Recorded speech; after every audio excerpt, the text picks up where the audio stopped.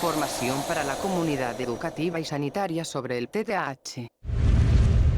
¿Hasta qué punto el TDAH es una excusa o es una realidad? Bueno, esa frase lo que refleja es el debate que hay en la calle, ¿no?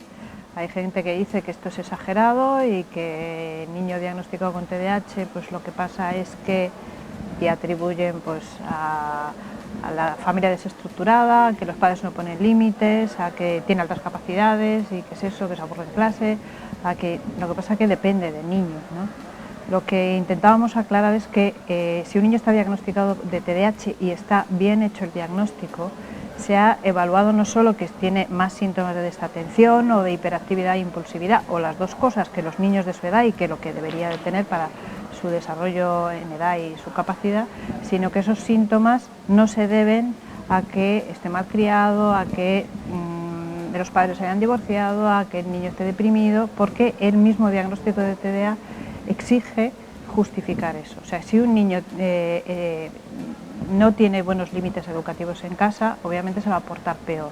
Y eso le puede pasar a un niño con TDAH y a un niño sin TDAH. Es más, los niños con TDAH son muchísimo más difíciles de educar, porque es un niño pues, que inteligencia pues, tiene la lógica de su capacidad intelectual de su edad, pero son mucho más inmaduros en muchas cosas, ¿no? Y entonces son niños que desconciertan más a los padres, ¿no? Son niños que perseveran menos en las cosas, niños que son menos autónomos, niños que se irritan, que cuando se irritan, no se irritan con más facilidad, si no están muy frustrados, pero sí que cuando se enfadan más temperamentalmente. Entonces es más fácil que los padres no eduquen bien. Entonces lo que no podemos es pensar que el diagnóstico se puede hacer tan fácilmente como a ojo, por mucha experiencia profesional que tenga un maestro, un médico o por mucho que le conozca a su padre, ¿no? Hay que saber si realmente esos síntomas se explican por esos otros factores externos solo, o si además de eso tiene TDAH, y entonces esos factores externos estresantes lo que contribuyen es a empeorar el cuadro, pero no lo causan por sí solos.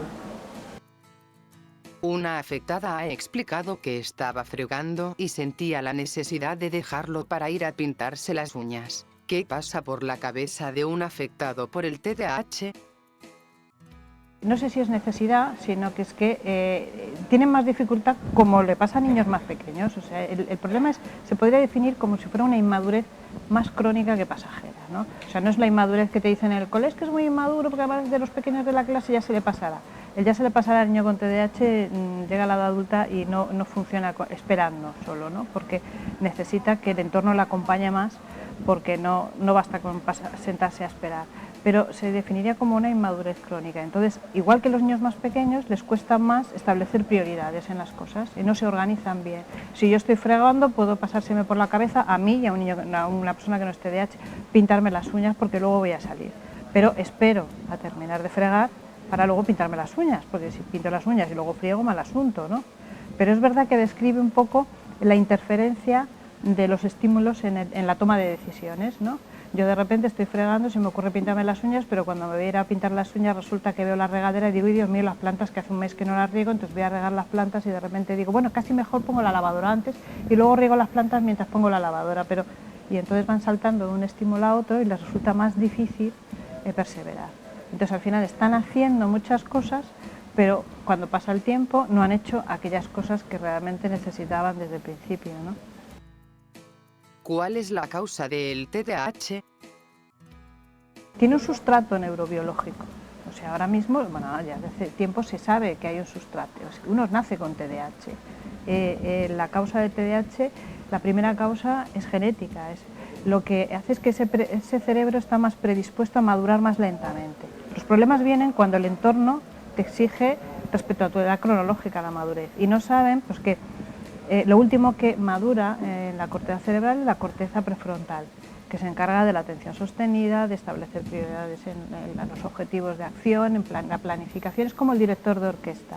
Entonces, en ese tipo de tareas, que tienen que ver mucho con los escolares, pues es donde se nota más la diferencia de madurez, ¿no? Y si el entorno me exige sin entender que yo necesito otros tiempos o que puedo cometer más errores o pues entonces empiezan los problemas porque yo no doy la talla y entonces es cuando empieza el acompañamiento psicológico. O sea, el niño pequeño con TDAH es un niño activo, muy entusiasta, con muchas ganas de aprender y hacer cosas, incluso más que otros. Es un voluntarioso, el primero que está dispuesto a hacer algo, ¿no? Pero si con el tiempo yo empiezo a ver que cada cosa que intento fracaso, pues llega un momento que no quiero intentarlo. Entonces es cuando aparece la baja tolerancia al esfuerzo, y entonces persevero poco, ya no porque no tengo atención, o sea, de pequeñitos no perseveran, pues a lo mejor en resolver un rompecabezas, porque se dispersan y se van a otra cosa, pero con 14 años el rompecabezas lo pueden hacer, pero si ellos piensan que es difícil, antes de enfrentarse al fracaso abandonan como cualquier chaval de fracaso escolar. Pasa que los niños con TDAH tienen mucho más riesgo de fracaso escolar que otros niños, ¿no? Y entonces se junta esto. Aparece también la baja tolerancia a la frustración. Como yo me veo sometido a más, como un goteo, más pequeñas situaciones frustrantes a lo largo del día, aunque mis padres me entiendan muy bien y mis profesores también. Llego a tarde a clase porque me he entretenido, había hecho los ejercicios de la página 12 en vez de la 22 porque lo había copiado mal y encima nadie me reconoce el mérito de que he hecho 8 ejercicios, lo que me recriminan es que no he hecho los otros, ¿no? Hablo cuando no debo, me río más alto que los demás y me llevo al castigo, no llevo abrochado el babi, corro por los pasillos. Entonces son muchas pequeñas llamadas de atención negativas que si el entorno no se da cuenta de que ese niño necesita que lo que es positivo se le remarque más para compensar, empiezan a acumular frustración. Y entonces cualquier cosa que no les salga debidamente les genera una respuesta más intensa que los demás niños. O sea, el TDAH tiene más de problema, más que los síntomas nucleares que mejoran con la maduración neurológica y con el entrenamiento educativo y la experiencia, es la bola de nieve que se hace. Si no funciona bien, si nadie me ayuda a entenderme y nadie me ayuda a progresar y nadie me ayuda a ver que yo progreso y que llegaré, porque ellos no se paran a veces a evaluar, mira, antes escribía así y ahora escribo así, ¿no? Entonces empiezo a tirar la toalla, empiezo a cuestionar mi autoestima, empiezo a pensar que no valgo, empiezo a echar la culpa a los demás, me pongo a la defensiva, empiezo a evitar las obligaciones y se empieza a acumular. Se acumula eso, acumula frustración y el riesgo en la adolescencia de que empiecen los trastornos del comportamiento, que ahora mismo el TDAH no se considera un trastorno del comportamiento, se considera un trastorno del neurodesarrollo, que puede dar lugar a problemas de comportamiento, ¿no? Pues aparece el comportamiento posicionista y desafiante, porque estoy a la defensiva, estoy amargado y estoy como un erizo. O empiezan los síntomas de depresión o de ansiedad, porque la vida no funciona y yo no valgo. ¿Cuáles son los síntomas del TDAH? Hay dos bloques de síntomas. Los problemas para regular la atención, más dificultades, más fatiga en tareas de atención sostenida en los que no puedan atender, pero se fatigan mucho más, entonces o están muy motivados o abandonan más fácilmente o cometen errores por despiste de esta atención. Y luego el otro bloque tiene que ver más con la autorregulación comportamental y los problemas de inhibición, o sea, más hiperactividad motriz, que a medida que van haciéndose mayores no es muy evidente, la gente piensa que es que tienen que ser niños terremotos constantemente, ¿no?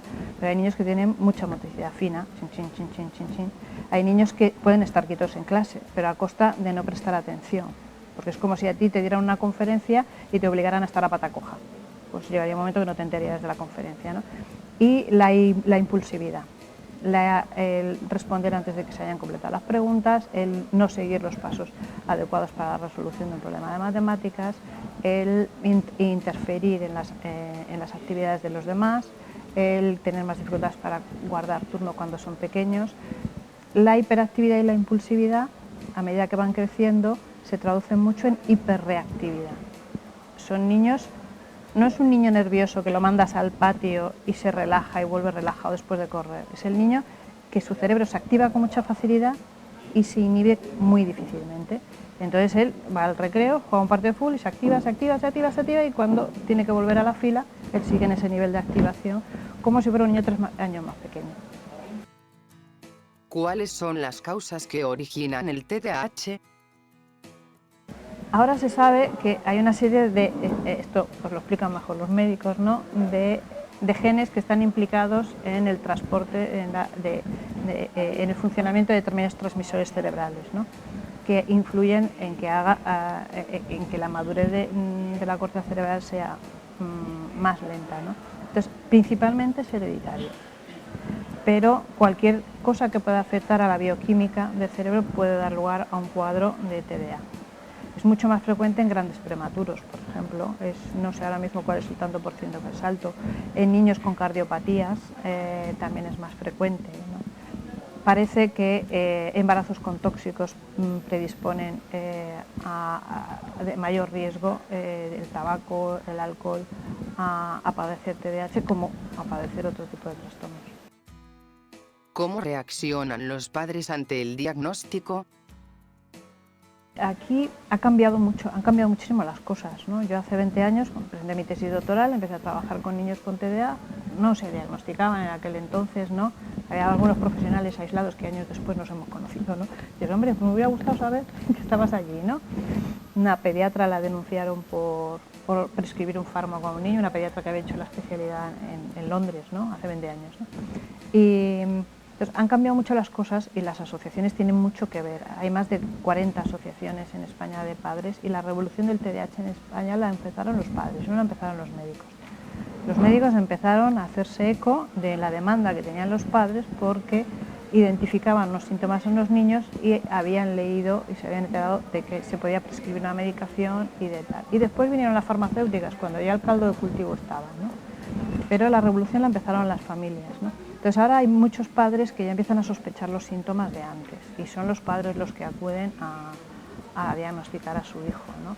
Luego depende, pues hay padres, lo primero que hay que explicarles a los padres que es el TDAH, porque ellos tienen los mismos mitos que hay en la calle, pero es que si mi hijo se pasa 2 horas leyendo Harry Potter, pues no puede ser TDAH, pero el caso es que le cuesta concentrarse, no es nada autónomo en los trabajos, entonces hay que aclararles las cosas. Como todo, hay un duelo, ¿no? De mi hijo tiene un problema, ya no es el niño ideal, perfecto, que me gustaría tener, ¿no? Lo que sucede es que hay veces que dependiendo de en qué momento llegue, si llegan muy pequeñitos es porque ellos ya han identificado síntomas y han leído, entonces llegan más formados, se han hecho la idea. Cuando llegan con el niño más mayor, después de muchos problemas de comportamiento, de hiperactividad, de mal rollo en casa, de fracaso escolar y de tal, llegan con una losa encima. Entonces a veces el diagnóstico del TDAH es un alivio, porque ya no sabías si tienes un niño con un problema gravísimo o un niño con trastorno de conducta o tienes un delincuente juvenil en potencia. Cuando se le explica qué es el TDAH empiezan a entender muchas cosas, ¿no? ¿El TDAH se cura? Si nos referimos a se cura a que tiene una vida normal, adaptada y tal, en un tanto por ciento bastante alto, sí. Esto quizás Quinteros pueda decir cuáles son los tantos por cientos que se manejan, aunque siempre los tantos por cientos son relativos, ¿no? Pero hay un tanto por ciento alto de adultos que tienen un perfil de TDAH. Pero claro, si tú tienes sintomatología TDAH, pero has compensado tu vida, tienes una autoestima aceptable, como la tenemos igual de mal todos, tienes un trabajo, tienes familia, tienes amigos, sabes funcionar, y entonces no tienes desadaptación. Y si no hay desadaptación, no hay trastorno. Eso sí, hay veces que en el adulto el trastorno va y viene, como así decirlo. O sea, un adulto está ajustado, pero tiene todavía un perfil de síntomas que interfieren, pero ha conseguido equilibrarlos y ajustarlos, y de repente es padre de trillizos. Bien, entonces las dificultades de gestión que tiene cualquier padre para asumir esa responsabilidad y tal, en una persona con TDAH le cuesta más. O es un crack profesionalmente, porque claro, el TDA tiene otras habilidades, o sea, el TDA no es la definición de la persona, no es yo soy TDAH, no, yo soy Pablo y tengo TDAH, ¿no? Entonces, muchas veces son punteros, son médicos, son arquitectos, y se saben rodear de algunas personas que les ayudan a que no interfieran tanto los síntomas. Pero este señor ejecutivo, que es un crack en los negocios, pues cuando se jubila la secretaria que lleva 15 años con él, pues entra en un caos técnico hasta que vuelve a reequilibrarse y encuentra los apoyos que necesita, ¿no? Cuando son adultos y el cerebro ya ha madurado, ¿se igualan a los que no lo tienen? Por eso, a ver, el TDA evoluciona como con inmadurez, ¿no? Pero realmente no podemos saber en un sujeto con TDA que cuáles de las funciones van a evolucionar como un retraso madurativo y entonces al llegar a la edad adulta más tarde pues las va a adquirir, ¿no? Como el chaval que no crece y termina de crecer más tarde, y qué funciones se pueden considerar una discapacidad. Y a lo mejor hasta que ese TDA hay muchos de los síntomas que tenía de pequeño que han desaparecido, pero por ejemplo el manejo y el control del tiempo no hay manera, y tiene que llevar el reloj un cuarto de hora más adelantado siempre, porque si no llegaría tarde a todos lados, 20 avisos en el móvil, su mujer detrás, porque no maneja el tiempo y lo tiene que compensar, ¿no? Pero siempre que haya aprendido a entenderlo, a llevarlo y a compensarlo, pues entrará dentro de la normalidad.